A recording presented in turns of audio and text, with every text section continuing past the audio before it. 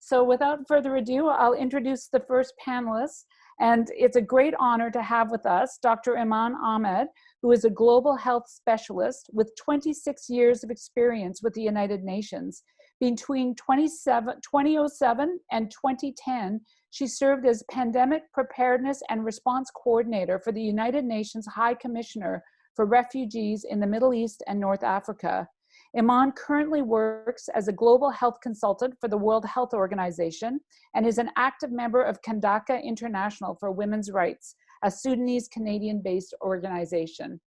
So without further ado, I'll welcome Dr. Iman Ahmed, and thank you again for being with us. Okay. Okay, I'll try to speak closer to the computer directly. Sorry about that. Yes, thank you. All right. So I'll take a few minutes to speak and highlight some of the changes. The changes are many. The challenges facing health workers around the world under the current pandemic response. Number one challenge is the PPE shortages, which is a problem impacting all health workers, both frontliners and the rest of healthcare staff working in hospitals. They're subjected to tremendous stress because of working with insufficient PPE. And it's acknowledged that working at the front line is a high-risk job, but it does not include, when you sign up for the job, you don't sign up for jeopardizing your health and safety in order to cover or make up for system shortages. So it's important to highlight that this is a system shortage. It should not be there. And it's adding an extra layer of risk on healthcare workers' safety. It's unacceptable and uncalled for, and we shall stand strong against that issue. Number two of the challenges, I would like to raise my special concern for part-time and shift workers who have no choice but to continue working because they need to put food on the table. They don't enjoy the levels of health insurance or benefits if they stop working. And they have to continue to do sometimes more than one job.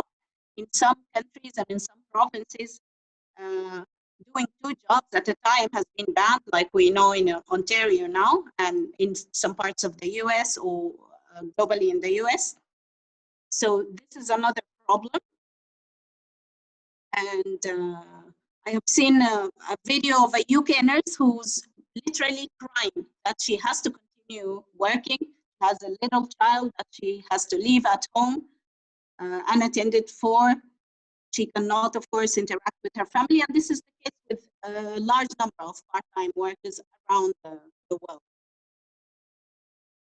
The third issue I wish to highlight is the ethical dilemma of decision-making. On behalf of whom are health workers being pushed to make decisions on who to die, who not to, who to ventilate, and whom they should deprive of that. And it's really an ethical dilemma, and we haven't really stopped and asked who is accountable for this. And I mean, at a later stage, we may be seeing lawsuits, honestly, being raised against health workers. Who is going to bear the brunt of such decisions? We are left unprotected. And I wish to raise that as a concern. And well, it's a grim expectation for the future. Another issue I wish to highlight is the mental health aspect of working under such conditions. Our health workers who are seeing death in the hundreds and feeling helpless towards it, are they receiving steady, efficient counseling as they need? Are they being treated on a case-by-case basis and hopefully pulled aside and given a break from work if and when they display tremendous stress symptoms? I doubt that. So especially under the current lockdown and disruption of services, I don't think health workers are receiving the necessary mental health support they should be duly receiving. Number 5, among the challenges I wish to raise is the restrictions and threats and reprimand healthcare workers are facing around the world upon sharing information or prohibiting them from sharing information. We have seen this in China, in the UK, in the US, and elsewhere. People are being threatened with dismissal from their jobs if they share specific information about the numbers of cases, the shortages of supplies. In China, it's about the origins of the virus, and even prohibiting scientific information from being provided for research purposes. It's terrible. It's medieval. It's uncalled for, and I believe it's a global setback. The sixth area I wish to highlight is the attacks on healthcare.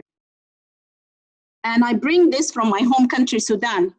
It's a grave concern that I wanted to share with you, because upon diagnosing patients as suspected cases of COVID-19, doctors are being physically attacked in Sudan. They are facing police reports that are being filed against them, and they have been ordered to report to the authorities. And this is grave. This is an issue that we have been facing in Sudan and fighting against it and campaigning. And I believe we as health workers and advocates should link this and put it under the big picture of attacks on healthcare, which is a global concern. There is a WHO resolution and a UN resolution from 2016. So such issues have to be put in context and brought to the attention of the world. Under curfew also, because of the current situation, doctors and healthcare workers are being stopped by law enforcement personnel, challenged, attacked, and arrested. And this is also not acceptable. We need to put it in context, as I said. My last point is that I strongly believe that we need better tracking, publishing, and analysis, proper analysis of the data of numbers of infections and death among healthcare workers. Disaggregated by category, disaggregated by country, by location, and more. We highly need that by the WHO. As the WHO tracks data on infections and patients, this has to go hand in hand and in parallel. I appreciate the fact that people are coming out, clapping for doctors and nurses and hospital cleaners, but we need more. We need solid scientific data that we can use as evidence. Thank you very much, and salute to all the health workers who have lost their lives in the front line, and those who continue to work. Thank you, and thanks, Pam. Thanks so much, Iman. That was incredible. I will pass it back over to the speakers, and I'll start with Dr. Ahmed, who is, I'll just remind everyone, is joining us from Cairo. So thank you for going so far out of your way to join us for this important conversation. So Dr. Ahmed, I'll pass it over to you now.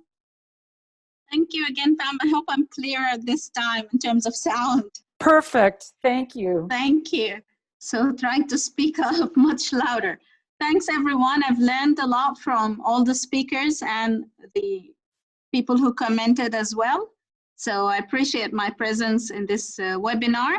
I just wish to take it global, as this is my focus.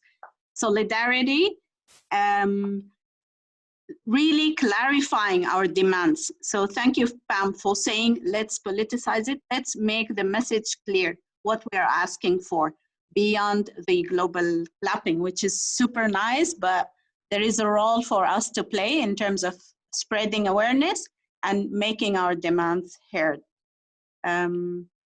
This is the time for global solidarity amongst workers, like the example said, between Canada, the US, and so on. We need to hear the voices of everyone around the world, and we need to forge linkages and create those networks and front for advocacy for more rights and better conditions for all of these frontline workers, and not only health workers, restaurant workers, grocery, delivery, everyone.